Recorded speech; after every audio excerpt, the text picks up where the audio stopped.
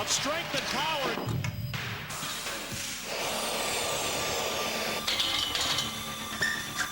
It's not a game for the faint of heart out there. These are tough guys, I'll tell you.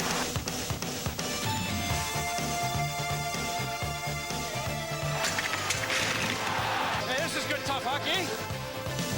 Helmet to helmet, nose to nose. What do you think they're saying? That's not bad.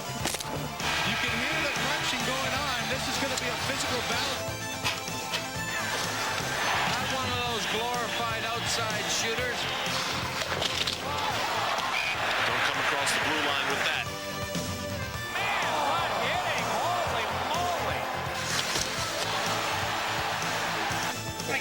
Yep.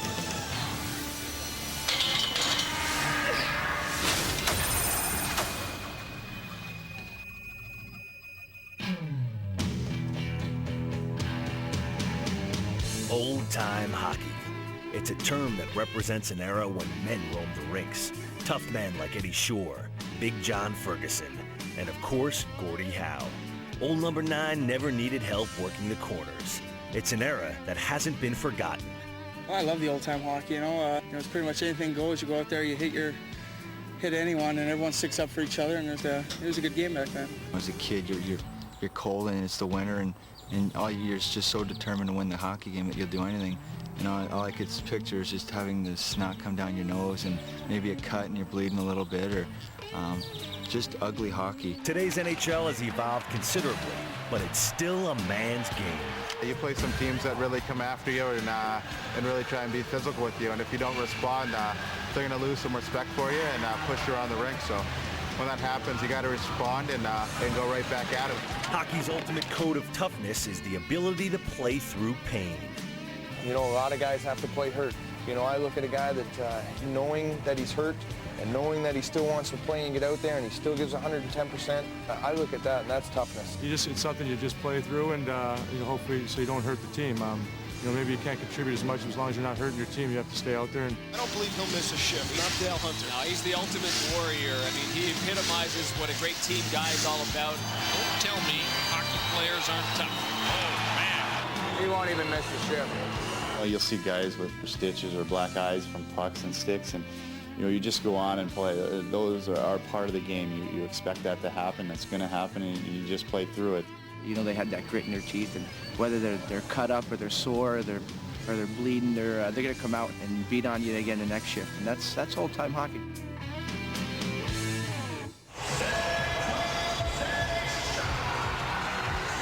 Although the modern game might not have the romance of old-time hockey, the increase in player size and velocity has made hitting in today's game a high-speed spectacle.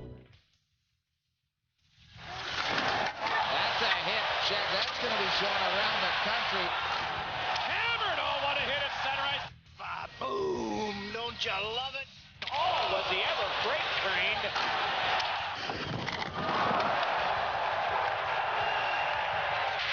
Oh, did he get run over? Oh, big collision. How do you do, baby? You like giving it? Let's give you a little test of taking it. Oh, big hit by Bukavu.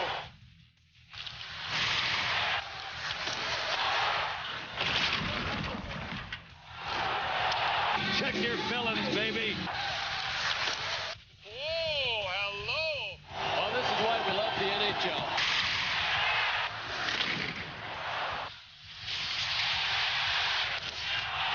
Oh, yeah!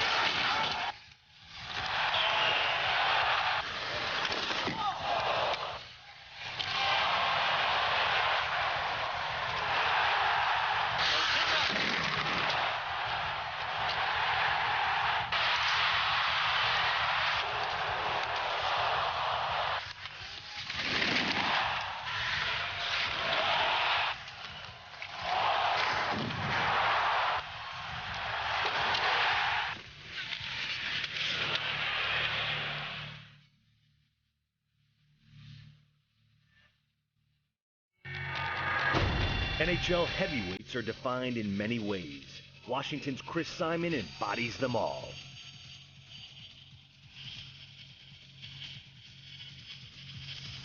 Simon breaking into goal. He scored! Chris Simon pounds it home.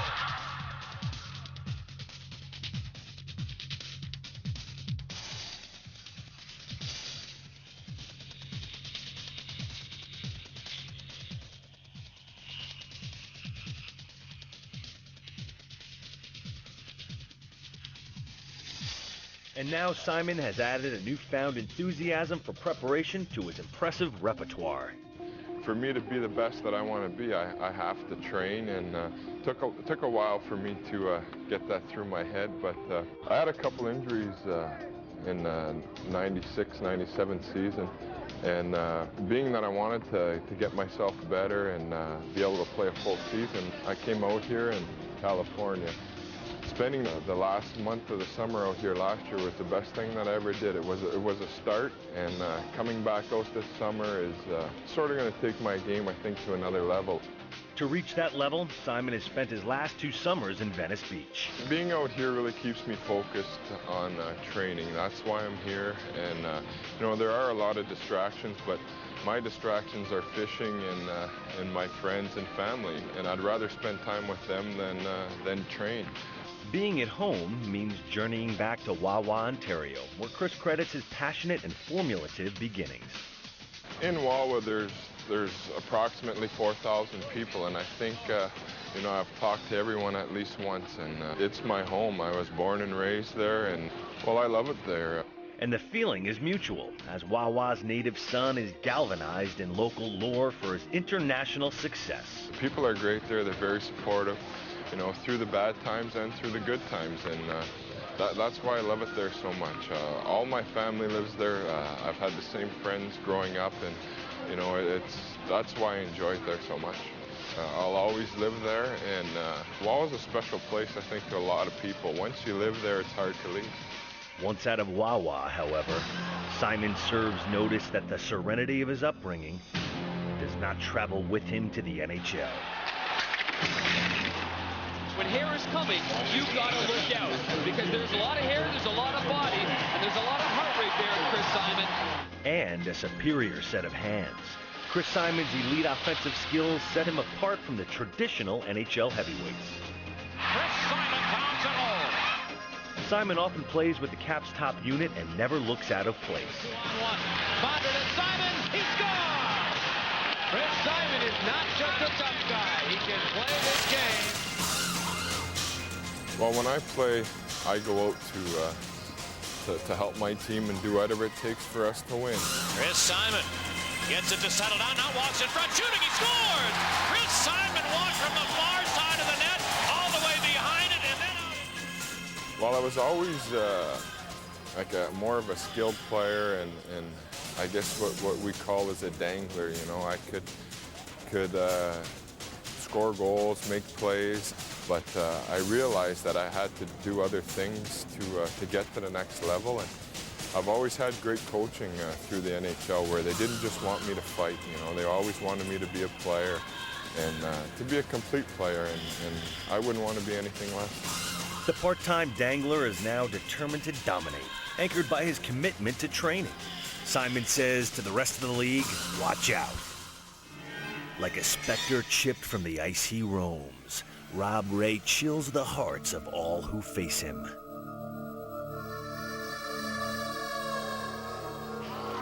Stalking their nightmares and crushing their dreams. Although the world of enforcing embodies hockey's tough guy spirit, today's enforcer is a new breed. Now the game's changed, and players are doing much more than just going out and fighting. You've got to be able to play the game too. Ray fires from the blue line, and it beats Fitzpatrick low to the glove side. A rare scorer, Ray contributes to his team by punctuating unspoken details. You know, just being here so long and playing so long that, and being one of the older players on the team, that you've got to take that responsibility on. And, you know, that's part of, you know, being an older player, and that's part of, playing this role. Ray's perseverance was rewarded when he was named alternate captain of the Sabres. Oh, it's time, Nix. Come on, Nix. Come on, guys, chance. I was pretty proud of, when Lindy asked me to be an assistant captain, I was proud of it because we have such a young team that, younger guys are sitting back in the dressing room watching myself and a few of the older players. And I think having something like that kind of gives you that confidence that, yeah, hey, I'm a lot more to this team than just going out and playing my 3 or 4 minutes a game. And, it's a comforting feeling. Out down, Rob, out down. Ray turns to comfort off the ice by relaxing like most people do, but the competitive fire remains.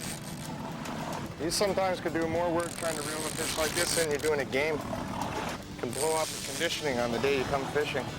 Because you know you'll get it while you're out here. It's like reeling in a rock. This is worse than a fight. Even during his recreational battles, Ray is determined to take all. See, there's nothing better than that, eh? Sweet. To a man on the ice, Ray remains fearsome.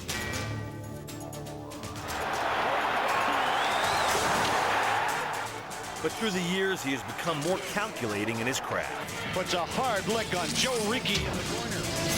And watch what Ricci does. He doesn't like it. And he retaliates by tripping Rob Ray. Now, Ray beats opponents in the battlefield of the mind. Never were his efforts more needed than in the opening round of the '98 Stanley Cup playoffs against the heavily favored Flyers. Going into Philadelphia, nobody expected us to do well. Nobody expected us to win a couple of games because, over the years they had put it to us so many times that, this was our little chance, of redemption, to getting back at them. And Buffalo busts out 1-0 in the series. But when Game 2 inauspiciously slipped away, Ray signaled for a call to arms which served as a watershed moment for the Buffalo franchise. It just seemed like every time we were getting momentum, it was like, look, there's something wrong here. There's something wrong. Let's look at this and see if we can change it in some way. And, it just got to the boiling point where, I think emotions got high and, obviously got thrown out and everything. But, I think in a way it was good because, I think we were more or less bursting with confidence and everything.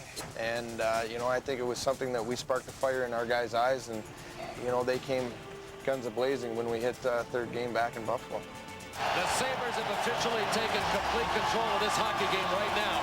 Dismantling the powerful Flyers at both ends of the ice 6-1, the Sabres went on to wrestle away Game 4 and then set their sights on finishing Philly in dramatic fashion.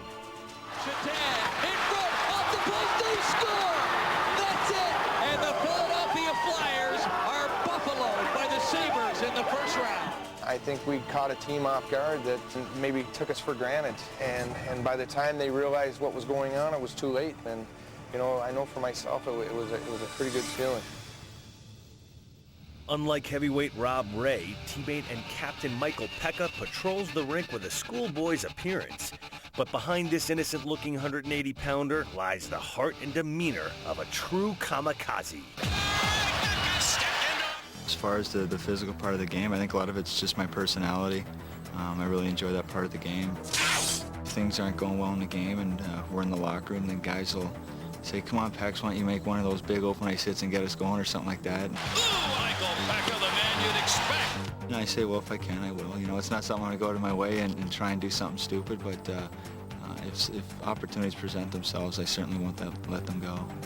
Pekka leads a unique group of undersized overachievers who sacrifice every inch and pound for their team's cause.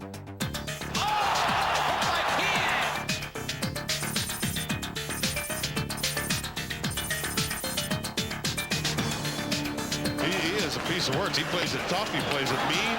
He's always been a hit with whichever team he's played for.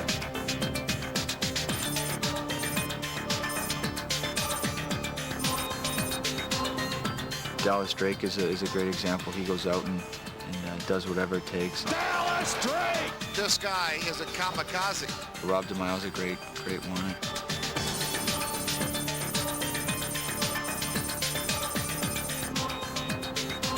Another little engine that could. Rob DeMile. DeMile back forwards, trying to get away from Torrey. Stops it in! A goal by Rob Kirk Maltby's a great example.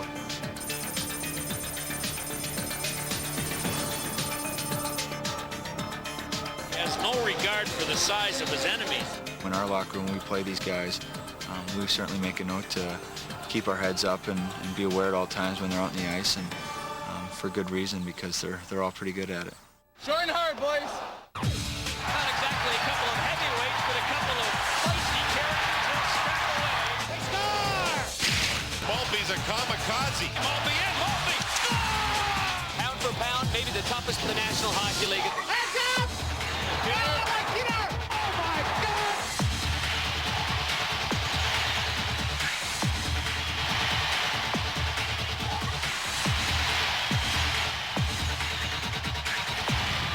The H in hockey stands for hitting. To be a power forward, you must be built to hit. Bobby cheated. And no one's built power forwards like Mike Boyle.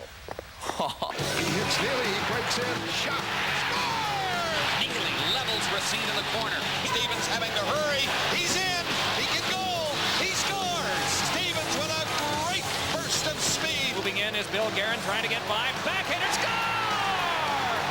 Bill Guerin! The Chuck big hit behind the goal. He's throwing his weight around again. Captain Coyote is doing it all by himself. Keith Tkachuk leading the way, of course, second in goals in the National Hockey League. If you're from Boston and a serious player, you train at Boyle's gym. Push. Relax. Even in the hot summer, NHL veterans like Sean McEachern, Steve Hines of the Bruins, Jim Campbell of the St. Louis Blues, Joe Sacco of the New York Islanders, and Ted Drury of the Mighty Ducks all keep their edge by training with Boyle.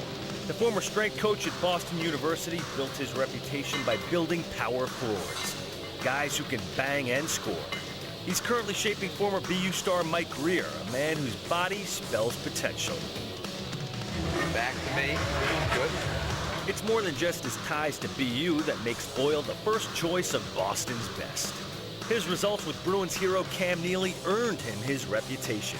Neely was the ultimate power forward, a classic combination of goals and guts. Not one of those glorified outside shooters. And Neely plays it tough every time he plays it hard in front of the net. But Neely's reckless style left him vulnerable to hits like these. A career-threatening blow that sidelined him for 2 seasons. Boyle became his constant companion during the rehab. You know, we would very often be stuck just he and I, and it would be okay, who can do more pull-ups, who can ride, you know, a certain distance faster on the bike. Just anything we could do to make a little competition out of it, and that all of a sudden took it from being boring to being pretty enjoyable. Years of work culminated in 1993-94 when Cam finally got back onto the ice for an extended period. He maintained his physical edge while scoring an amazing 50 goals in 44 games played. Scores! Neely cut the front, and Neely gets number 50! It was a comeback for the ages, one that will never be forgotten in Boston. Neely became a symbol for hockey greatness, and Boyle was the man who helped restore it.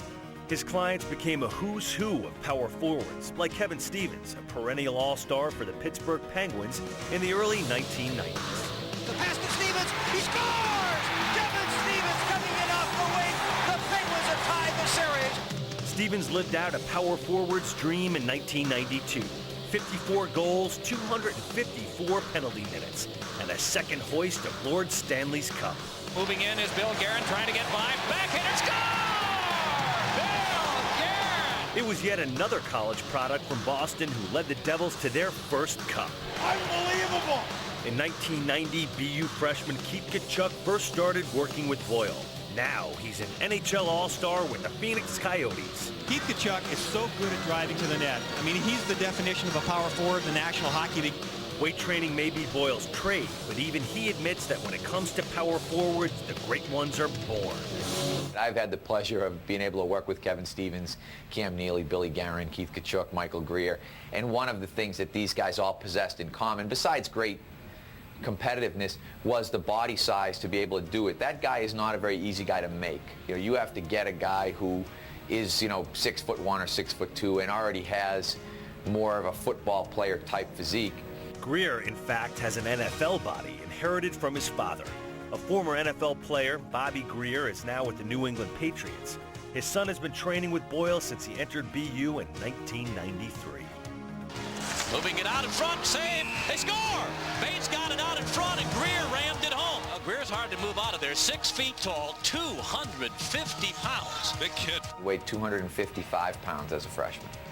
Michael was frequently mistaken for a young football lineman by a lot of our guys in the weight room. You know, they always ask us who's the new football guy, and I would have to explain that he was a hockey player.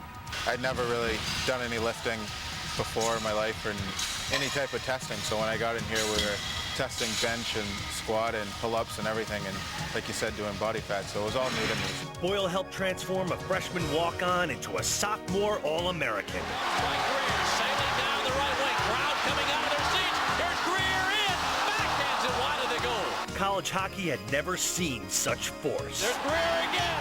Wow. Since teaming up with Boyle, Greer has gotten his body fat from 25% down to 8% and has become a solid NHL player. But if he's to take his place alongside Boyle's All-Stars, he'll have to step it up offensively. Being part of such an impressive heritage, Greer has a clear understanding of the role of a power forward. I think it's someone who goes out and works hard every shift, plays as hard as they can, and takes the body, plays the body hard, and can score some goals and put up some points. But the main thing is just working hard and taking the body. In Southern California, hard bodies rule. Life on the beach revolves around sand, surf, and sun. And going to the gym is part of that lifestyle. Some go to impress the opposite sex, while some go to survive in the ever-competitive NHL. Players from all over North America come to beautiful Venice Beach to sweat.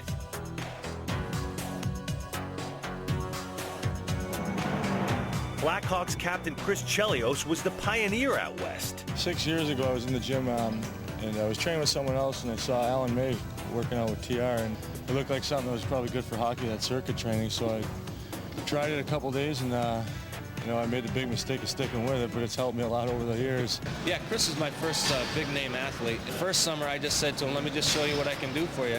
Very humble guy. I mean, he's so blue-collar, it's amazing. Chelios has sparked interest from dozens of NHL players, like the Coyotes' Jeremy Roenick and Norris Trophy winner Rob Blake. Tough guys like Marty McSorley and the Washington Capitals' Chris Simon. Each player gets plenty of individual attention. Every personality is different. A guy like Rob Blake, you just point him in a direction that you want him to go. Somebody like Chris Chelios, times when you have to stop him, you have to be aggressive with him, you have to be on him every single rep. Somebody like a Chris Simon, you have to be very nurturing. Every athlete you have to take different, because you never want to lose your rapport with them. He needs that rapport to push his guys through the brutal one-hour circuits. The intensity heightens when his troops go head-to-head. The advantage to having multiple guys here at the same time is that they push each other. It just naturally spurs you on. In fact, most of the time I have to get guys to slow down.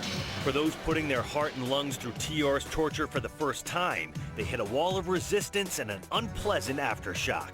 First week I threw up twice, but since then I've been all right. I'll tell you, it hurts right now getting ready for January. I'll tell you, you just want to throw up every morning. Matthew Schneider and myself, we've been here at the early shift, so we're up 5:45 every morning in the gym by 6:30, so it's no picnic, but it's all worth it in the end. All of TR's clients have enjoyed positive results. Roenick hopes to put a history of knee injuries behind him. And this just strengthens my whole leg. I think my leg's probably better now than before I had my injuries. To stay ahead of the game, guys want to prolong their careers. There's a lot of money being paid now, and you know, it's a big incentive to keep going and stay in shape and keep playing as long as you can. Mentally, he challenges you every day. I mean, you know, summer's usually the time you say it's going to be your off time. You can have some fun and get back, but he wants you ready. He knows what to expect, and he brings guys in the gym for you to compete with. You see the best, the Chris Chelios, the Jeremy Roenick. These are the guys at the top of their games, and if you want to get that, you have to follow their leadership. 3 times, TR has had a client collect the Norris Trophy. Yeah, I got a nice little streak going. I'm happy about that. That's fun. I told Blakey 2 years ago, actually 3 summers ago, if I ever get my hands on you, win the Norris. Chelly's a little mad at me now. I'm a little down on TR for telling him all our secrets, but it's great to see a guy like that. You know, he's a great kid, and to have a big year like that, but now I just don't have an advantage over him. The Norris Trophy is given to the NHL's best defenseman. And when the Kings' Rob Blake took home the prize last season, it capped off a comeback that was years in the making. I've had that tag since I came in the league that you can be the future Norris Trophy winner, and missing year after year and playing games here and there and missing a few after that to get the hits or to get in position to score goals, your timing has to be perfect. You have to be there, and with injuries it just throws you off. You get set back and the other guys are moving forward. And for me to come in and have a full season, no injuries, no setbacks, was great confidence. Enjoying his first injury-free season in 3 years, Blake's game was lifted even higher when he was named to the Canadian Olympic team. There was a lot of pressure early this season I was putting on myself, and I just wasn't playing the way I should, and all of a sudden I was still named to the Olympic team, and just gave you a little bit more confidence that people around still see you at that level, and then you pick up your play and going to Olympics and playing with those great players, you know, it puts you in a category where you want to belong. He struggled a little bit early, but boy, he's been on fire since then. And the Norris Trophy goes to Rob Blake. You never want to let down what other people think of you, and I think that was the first thing that came to mind when my name was announced for that was, you know, a feeling of accomplishment. I made it to that level, now I got to stay there. Blake led the league in goals for defensemen with 23, but no matter how many times he turned on the red light, the essence of his game is still the big hit. Rob Blake, he's a punishing hitter. He hits like a freight train. Knowing for your physical presence is how you're going to turn games around. Oh, Blake got all of that. If you know you can get a guy and you know he's going to be looking for you when you're coming across the middle or something, then you've succeeded in what you want to do. But in order to combat the size of today's forwards, defenders have to use their brain as well as their brawn. In the past, I think the bigger guys were tended to be the slower guys on the ice, and you really didn't get to see them unless you're in a corner messing around with them. But now with the size, they have that speed, and they're coming in on you. They're taking it wide. They're taking the net. So you have to adjust your game, and sometimes you just can't match up physically with a guy. You have to be a little smarter, get on the right side of him, and stay in that area. Blake is not the only NHL defenseman who has to do battle with these power forwards. When you're giving up 20, 30, sometimes even 40 pounds on guys who are really moving quick these days, you have to outsmart them. You can't try to outmuscle them. It's tough to move those guys out from the front of the net, and there's not much you can do about it to try and get position on them. Although he stands 6'6", perhaps the best at outsmarting his opponents is Chris Pronger.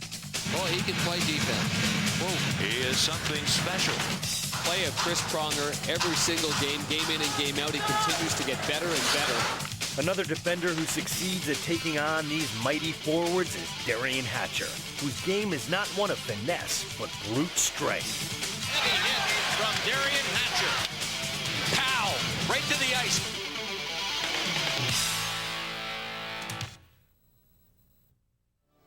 Individual toughness is magnified by a great rivalry. The Detroit Red Wings and the Colorado Avalanche make up sport's most intense rivalry, resulting in a whole new level of toughness. You think this is getting out of hand? These kinds of things just seem to keep happening when these two teams play. Now Vernon involved. I mean, there are some shots being taken out there right now. I think they're phony. No, there's still going to be a lot of bad blood.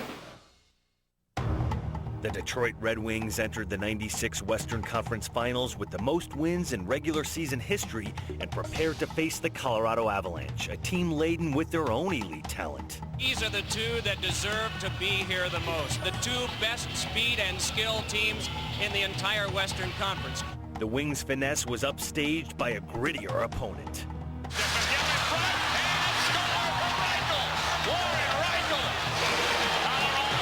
The first two on the road, and they go home with a stranglehold right now on this series. With their backs against the wall, it was a desperate Red Wings team that traveled to Colorado. Did he just swing around and slam his head into the glass? Claude Lemieux took matters into his own hands and earned himself a one-game suspension. But Detroit had bigger concerns than revenge, and as Denver readied itself for Game 6, the record-setting Red Wings faced elimination. Once again, their nemesis awaited. Back the other way to Draper, waiting for his teammates to clear. Draper's hurt. He got leveled by Claude Lemieux. This thunderous hit caused serious damage to Chris Draper, and the incident became a focal point for years to come between the clubs. It was a black day for Scotty Bowman's Wings, because it was also the day their season of promise expired. The Western Conference champion Colorado Avalanche go to the Stanley Cup Finals. It was a stunned Red Wings team that watched their now arch rival advance in their place to the Stanley Cup Finals. I can't believe I shook this guy's friggin' hand. Colorado deepened the wound by claiming the prize that continued to elude Detroit. Oh, Joe Sakic! Thank you!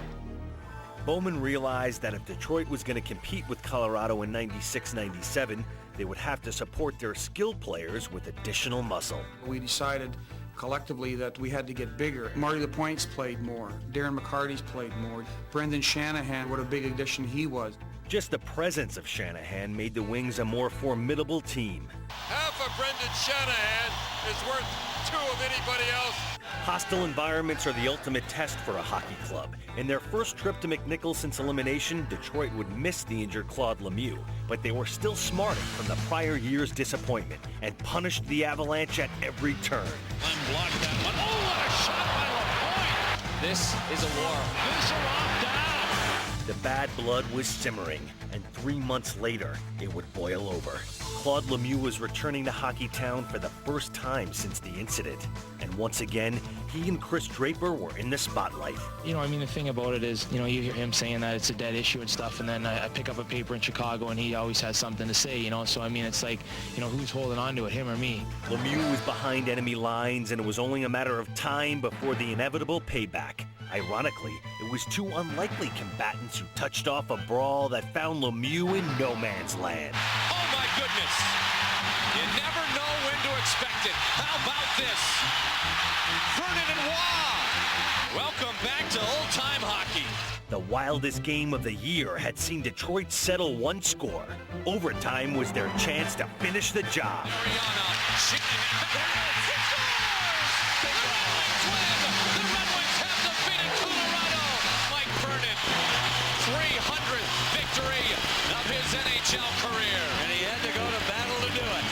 It really proved, I think, to everybody and put in the back of their minds that we can beat these guys. When you go into the playoffs and you think that you could meet them down the line, that was something fresh in our memory that we took from. As if scripted by Hollywood, Detroit got their rematch in the conference finals. Obviously, a full house will be on hand here tonight for this event that has been so talked about. In a typically physical pair of games, Detroit's newfound confidence key to splitting Denver. John Clem to the red, paid for it, and I mean paid for it. Colorado was reeling as Detroit took control of the series. The Wings bombarded Waugh with both finesse and force. Makes it 5-0 Detroit. The Avalanche lost control of their emotions and ultimately the series. It's intense. This is hatred. This is a rivalry. Bowman's troops had the last word, as it was now their turn to play for the cup, clinched in dramatic fashion by yet another one of Detroit's blue-collar grinders. For the first time in 42 years, Hockeytown got a chance to truly celebrate. You got it now, baby. The Stanley Cup for Detroit. The intensity of this rivalry has made certain individuals grow larger than life. One such player is Darren McCarty, whose role in these battles has raised his status in Detroit to that of a working man's folk hero. That's good blue-collar hockey. Duchesne, look from the face-off, McCarty! He shoots and scores! Right from the face-off, Darren McCarty! And that crowd is back. You know, it's called Hockeytown for a reason. This is the best place to be in the world. Before it was Hockeytown, Detroit was the Motor City. And whether it's on the assembly line or at the Joe, Detroit is a blue-collar town, and Darren McCarty is part of its fabric. You know, for me it's special because, you know, I was one of the fans in the stands before I got here, growing up across the border and being able to come over here and watch games and really experience what it's like to be in the stands. He couldn't have experienced what it was like back on June 7th, 1997, because that was when McCarty helped deliver what was for many fans the Wings' first Stanley Cup in their lifetime.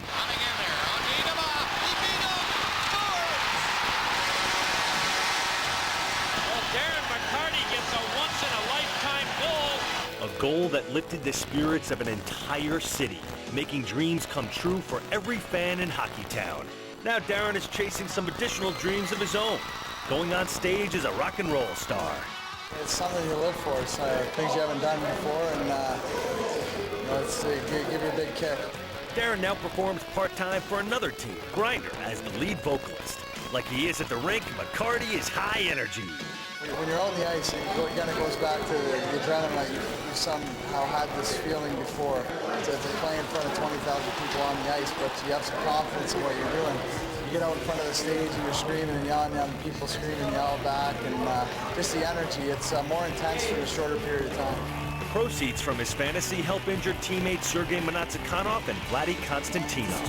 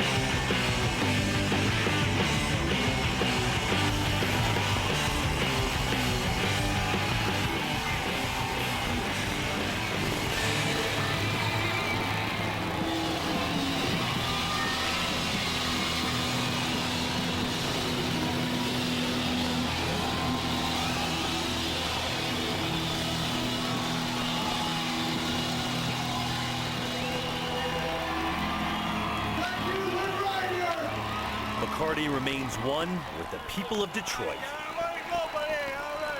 If I wasn't fortunate enough to play for the Red Wings, I'd be honored to work at GM or Ford, blue-collar worker.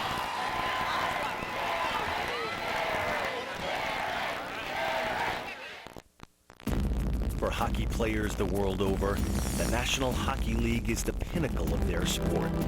It is every child's dream to skate across this frozen stage. To those fortunate and brave enough to ply their trade at this level, heed this warning. There are a special few who possess the grit, the guts, and the burning desire to make you pay the price for stepping into their arena. No matter what the deal is, no matter what the situation, how big or how small you are, how strong you are, you're going to get a whooping if you're not ready.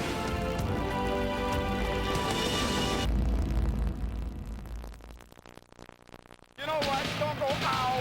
The tough guy in this league, and you're going, ow, because he bumps you. Watch Domi. That's way to go, man. It's just like punching the clock with the card and walking out after work. Don't do that anymore. Do what? Don't do it. Do what? Whoops. Cicerelli's the water skier. Now they can't get him out of the water. Every time you get touched, your head snaps back. Come on.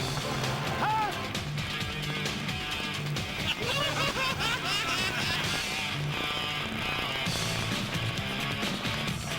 Went to the wrong penalty box. Too much time in a Bruins uniform. Tommy Woodcock, the trainer's enjoying it as he's getting an earful. And there you can see Todd Ewan shot him with his water bottle there. Take that. Now watch LaPerriere. He's down. He knows he's drawing a penalty. He wants to get out of the zone because the Kings have the puck. Now look at Olsen. Between periods, his son Philip was on the ice. Now, watch how number 5, Philip Samuelson, plays the game. Has he got his dad's moves or what? He really does. Anyway, Ty. LaCroix hasn't looked and look at him. He's laughing at him. There he goes, Timber. John DeMont, the voice of the Florida Panthers. He says, look, just keep playing. I'm in a hockey game. Let's just keep rolling.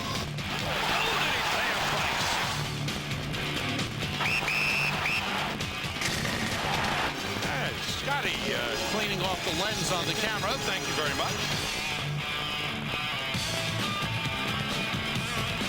Get out of there!